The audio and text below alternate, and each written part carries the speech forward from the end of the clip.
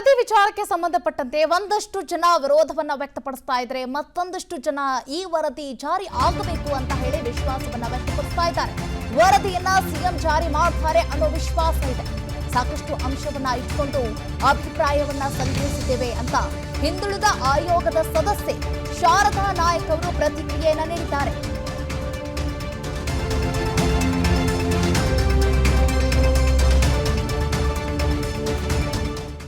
ನಮ್ಮ ಪ್ರತಿನಿಧಿ ಸಂಜಯ್ ಅವರು ಈ ಶಾರದಾ ನಾಯಕ್ ಅವರ ಜೊತೆಗೆ ಮಾತನಾಡಿದ್ದಾರೆ. ಹಾಗಾದ್ರೆ ಶಾರದಾ ನಾಯಕ್ ಅವರು ಏನೆಲ್ಲ ಹೇಳಿದ್ದಾರೆ ಈ ವರದಿ ವಿಚಾರಕ್ಕೆ ಸಂಬಂಧಪಟ್ಟಂತೆ ಬನ್ನಿ ಕೇಳೋಣ. ಸಿದ್ದರಾಮಯ್ಯನವರಿಗೆ ಜಯಪ್ರಕಾಶ್ ಹೆಗಡೆ ಅವರು ಕಾಂತರಾಜ್ ಆಯೋಗದ ವರದಿಯನ್ನು ಸಲ್ಲಿಕೆ ಮಾಡಿದರೆ ಈ ಬಗ್ಗೆ ಮಾತಾಡಲಿಕ್ಕೆ ಶಾರದಾ ನಾಯಕ್ ಅವರು ನಮ್ಮ ಜೊತೆಗಿದ್ದಾರೆ. ಮೇಡಮ್ ನಮಸ್ಕಾರ. ಸುಮಾರು ಎಷ್ಟು ಪುಟಗಳ ವರದಿ ಸಲ್ಲಿಕೆ ಆಗಿದೆ ಮೇಡಮ್ ಇಂದು? ಅದೆಷ್ಟು ಪುಟಗಳು ಅಂತ ನಾವು ಹೇಳಕ್ಕಾಗಲ್ಲ, ಬಟ್ ನಾವು ವರದಿಯನ್ನ ಇವತ್ತು ಸರ್ಕಾರಕ್ಕೆ ಅಂದ್ರೆ ಮುಖ್ಯಮಂತ್ರಿಗಳಿಗೆ ನಾವು ಇವತ್ತು ಸಲ್ಲಿಕೆ ಮಾಡಿದ್ದೇವೆ. ಸಲ್ಲಿಕೆ ಆದ ನಂತರ ಸಿಎಂ ನಿಮ್ ಜೊತೆ ಸಮಾಲೋಚನೆ ನಡೆಸ್ತಾ ಇದ್ರು ಮೇಡಮ್, ಏನ್ ಸಮಾಲೋಚನೆ ಮೇಡಮ್?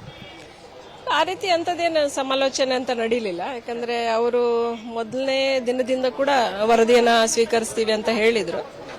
ಅದ್ರ ಪ್ರಕಾರ ನಾವುಗಳು ಕೂಡ ಆ ಟೈಮ್ ಕೂಡ ಅವ್ರು ನಮ್ಗೆ ಎಕ್ಸ್ಟ್ರಾ ಕೊಟ್ಟರು.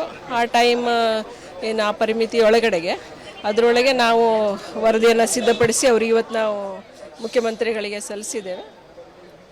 ಪ್ರಮುಖವಾಗಿ ವರದಿಯಲ್ಲಿರ್ತಕ್ಕಂಥ ಅಂಶಗಳೇನು ಮೇಡಮ್? ಇಲ್ಲ, ಆ ಅಂಶಗಳನ್ನು ನಾವು ನಿಮ್ಗೆ ಹೇಳೋಕ್ಕಾಗೋದಿಲ್ಲ. ಯಾಕಂದರೆ ಅದನ್ನು ಅಂದರೆ ನಮಗೆ ಆ ವರದಿನ ಅಂದರೆ ರೆಡಿ ಮಾಡಿ ಕೊಡೋವರೆಗೆ ಅಷ್ಟು ನಮ್ಮ ಕೆಲಸ, ಆ ಕೆಲಸವನ್ನು ನಾವು ಮಾಡಿದ್ದೇವೆ. ನಂತರ ಅದನ್ನು ಜಾರಿಗೆ ತರೋದು ಬಿಡೋದು ಎಲ್ಲ ಸರ್ಕಾರದ ಕೆಲಸವಾಗಿರುತ್ತೆ. ಮೇಡಮ್, ಈಗ ನೀವು ಏನು ದತ್ತಾಂಶಗಳನ್ನು ಕಳೆ ಹಾಕಿದ್ದೀರಾ, ಅದು ಸರ್ಕಾರಕ್ಕೆ ಫ್ಯೂಚರಲ್ಲಿ ಮುಂದೆ ಬೇರೆ ಬೇರೆ ಯಾವ ರೀತಿಯಲ್ಲಿ ಉಪಯೋಗ ಮಾಡ್ಕೊಬೋದು ಮೇಡಮ್? ಅಲ್ಲ, ಅದು ಸರ್ಕಾರಕ್ಕೆ ಬಿಟ್ಟಿರೋದು. ಯಾಕಂತ ಸಾಮಾಜಿಕ ಶೈಕ್ಷಣಿಕ ಹೊರತುಪಡಿಸಿ ಬೇರೆ ಏನಾದ್ರು ಸರ್ಕಾರ ಯೋಜನೆಗಳನ್ನು ರೂಪಿಸಿದಂಥ ಸಂದರ್ಭದಲ್ಲಿ ಉಪಯೋಗಿಸ್ಕೋಬಹುದಾ ಅಂತ? ಡೆಫಿನೆಟ್ಲಿ ಒಮ್ಮೆ ಅದು ಅಂದರೆ ಸರ್ಕಾರ ಅದಕ್ಕೆ ಅನುಮತಿ ಕೊಟ್ಟು ನಂತರ ಅದು ಬಿಡುಗಡೆ ಆದಮೇಲೆ ಅಂದರೆ ನಮ್ಮ ಆಯೋಗದ ಉದ್ದೇಶವೇ ಅದು. ಆಯೋಗದ ಉದ್ದೇಶ ಏನು? ಬ್ಯಾಕ್ವರ್ಡ್ನೆಸ್ಸು, ಹಿಂದುಳಿದಿರುವಿಕೆ ಏನಿದೆ, ಅಂದರೆ ಜಾತಿಯೇ ಗೊತ್ತಿಲ್ಲದೆ ಇರುವಂಥವ್ರು, ಈಗಲೂ ಕೂಡ ಅತ್ಯಂತ ಹಿಂದುಳಿದಿರುವಂಥವ್ರು, ಅವರನ್ನು ಮುನ್ನೆಲೆಗೆ ತರೋದೇನೆ ಇದರ ಉದ್ದೇಶ ಅಲ್ಲ. ಸೊ ಅದನ್ನು ಮುಂದಿನ ದಿನಗಳಲ್ಲಿ ಉಪಯೋಗಿಸ್ಕೊಳ್ಬೋದು.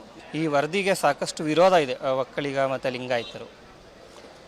ಅಲ್ಲ, ನನಗೇನು ಹಾಗೆ ಅನಿಸ್ತಾ ಇಲ್ಲ. ಯಾಕಂದರೆ ವರದಿಗೆ ಈ ಹಿಂದೆ ಬೇರೆ ಬೇರೆ ಕಮ್ಯುನಿಟಿಗಳು ಬಂದುಬಿಟ್ಟು ಅವರ ಕೆಲವೊಂದು ಭಿನ್ನಾಭಿಪ್ರಾಯಗಳು ಅಂದರೆ ಅಭಿಪ್ರಾಯಗಳನ್ನು ಮುಂದಿಟ್ಟು, ವಿಚಾರಗಳನ್ನು ಮುಂದಿಟ್ಟು ತಮ್ಮ ಅಸಂತೃಪ್ತಿಯನ್ನು ಅಂದರೆ ಬೇಸರವನ್ನು ವ್ಯಕ್ತಪಡಿಸಿದ್ದಿದೆ. ನಾವು ಆ ಮನವಿಗಳನ್ನೆಲ್ಲ ತಗೊಂಡಿದ್ವಿ.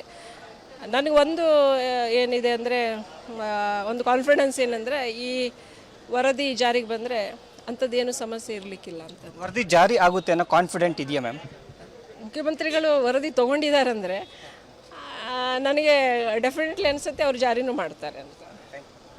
ಇದಿಷ್ಟು ಶಾರದಾ ನಾಯಕ್ ಅವರ ಮಾತಾಗಿದ್ದು. ಕ್ಯಾಮರಾ ಪರ್ಸನ್ ಲೋಕೇಶ್ ಜೊತೆ ಸಂಜಯ್, ವಿಸ್ತಾರ ನ್ಯೂಸ್, ಬೆಂಗಳೂರು. ಸಬ್ಸ್ಕ್ರೈಬ್ ಮಾಡಿ. ಹೊಸ ಸುದ್ದಿಗಳ ನೋಟಿಫಿಕೇಶನ್ಗಾಗಿ ಬೆಲ್ ಐಕಾನ್ ಕ್ಲಿಕ್ ಮಾಡಿ. ಲೇಟೆಸ್ಟ್ ಅಪ್ಡೇಟ್ಸ್ಗಾಗಿ www.vistaranews.com ವೆಬ್ಸೈಟ್ಗೆ ವಿಸಿಟ್ ಮಾಡಿ. ಅಂಗೈಯಲ್ಲೇ ಜಗತ್ತಿನ ಸುದ್ದಿ ತಿಳಿಯಲು ವಿಸ್ತಾರ ನ್ಯೂಸ್ ಕನ್ನಡ ಆಪ್ ಡೌನ್ಲೋಡ್ ಮಾಡಿ.